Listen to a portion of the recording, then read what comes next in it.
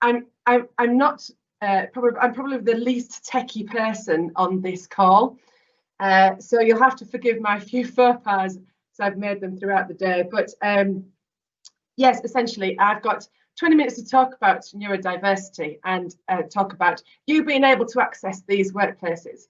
But first of all, I'm going to tell you a little bit about who I am, just so that you know where I'm coming from. So my company is Creased, Puddle. We're based in the north of England, but don't hold that against us. I'm a former police sergeant and police inclusion specialist. I started out on this inclusion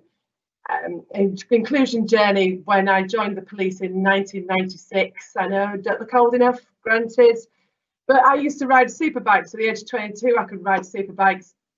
And when I joined the police, I couldn't get my leg over the bikes there. Not that I was allowed to ride them when I first joined the police, but you couldn't. There was big BMW things, and actually that started a discussion with me around inclusion. Actually, are there physical blockers to gender equality within the police service? So I started my inclusion journey there. We got the bikes that we needed to chase down the motorists. I can say that now I've left. I come from a neurodiverse family, but then so do you. We all are neurodiverse. Neuro just meaning brains, and diverse meaning that all brains are different, okay? I myself am neurodivergent, so I have ADHD. You might notice that my slides are going to be quite exciting and a little bit different to maybe other people's slides. And I'm going to use transitions and animations and things because that's what keeps me interested. That's what keeps me focused. I love Windows 10, and I talk about Windows 10 an awful lot when I'm talking through my presentations and in my training environments. It keeps me engrossed. It keeps me and my attention on the tasks that I'm supposed to be performing.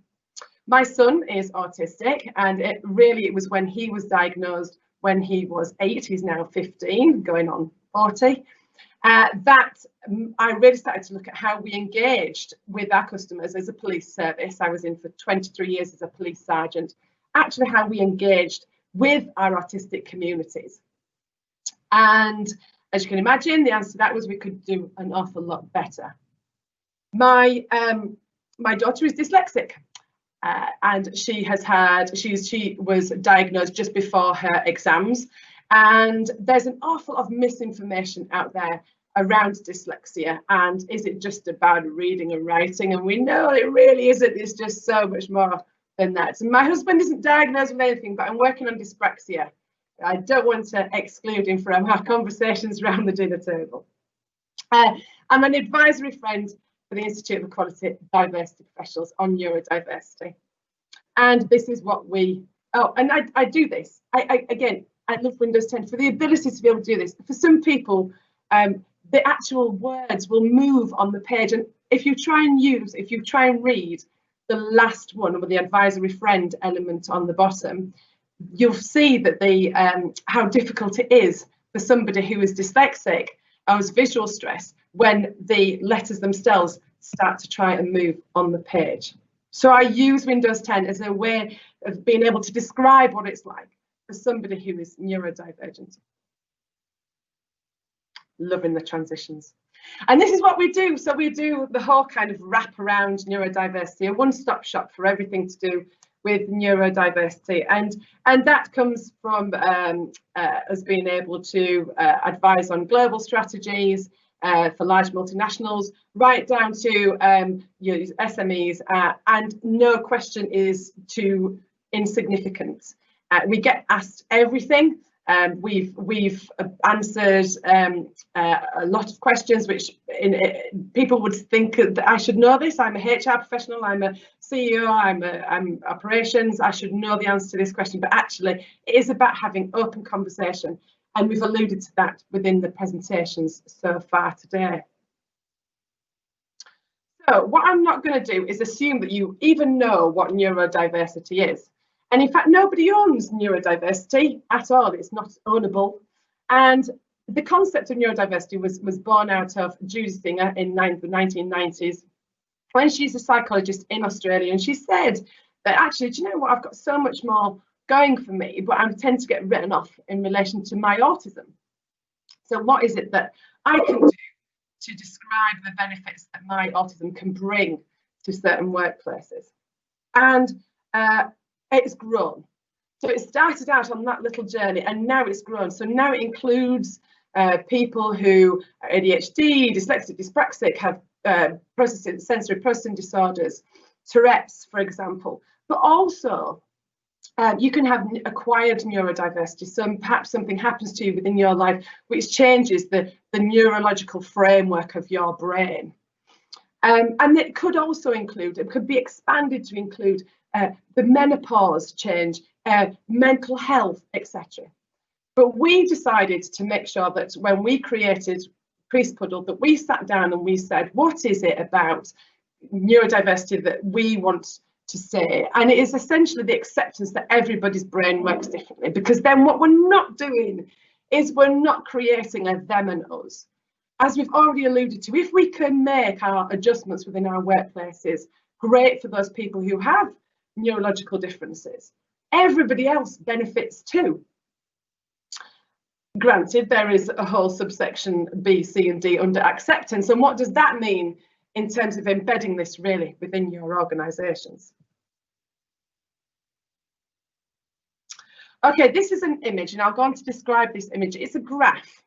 And essentially, I use this illustration to show something called a spiky profile. Now, it's kind of common language which is used within neurodiversity, and it's essentially to show that a normal or a typically developing brain, somebody who might be considered neurotypical, will bounce around within a certain accepted norm of skill sets and behaviours.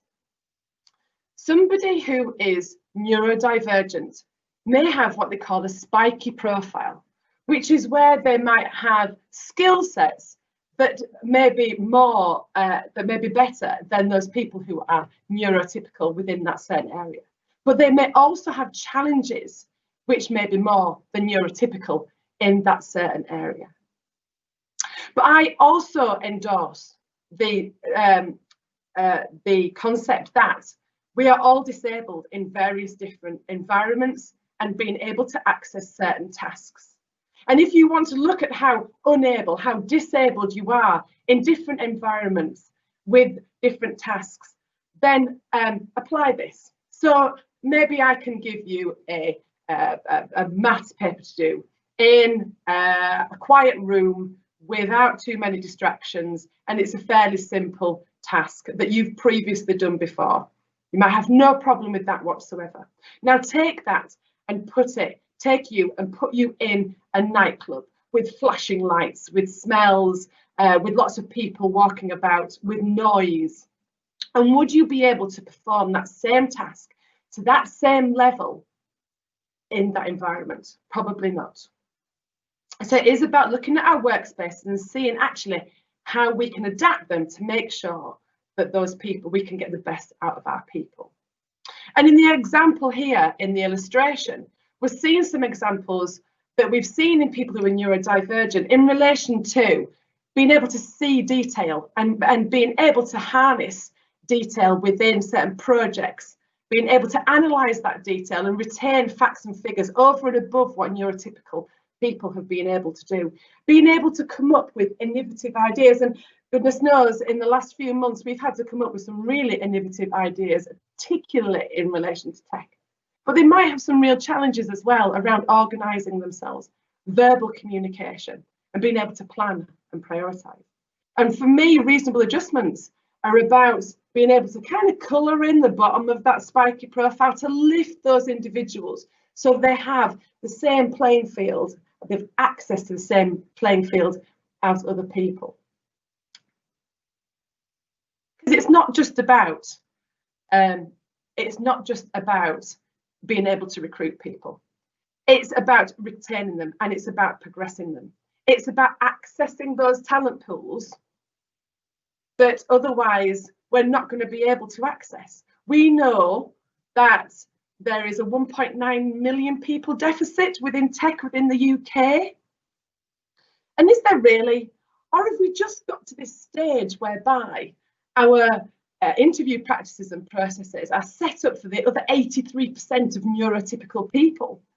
But if we know that there is a high prevalence, and we do, of those who are either autistic or have autistic characteristics within tech, why aren't we changing our recruitment, our retention and our progression policies in order to attract them, in order to retain them? We've spoken a lot about design. Okay, we know that actually when HR are looking at designing policies, practices, procedures and systems, actually if we have the accessibility of tech right at that initial stage, then it's so much easier to have those discussions going forward. And you're not going to exclude those people that you want to recruit, retain and progress. We know that actually it is about increasing our productivity. This isn't a charity, okay? This isn't about us just being all nice people, but actually that's a byproduct of just being a great human being. But it is about the bottom line.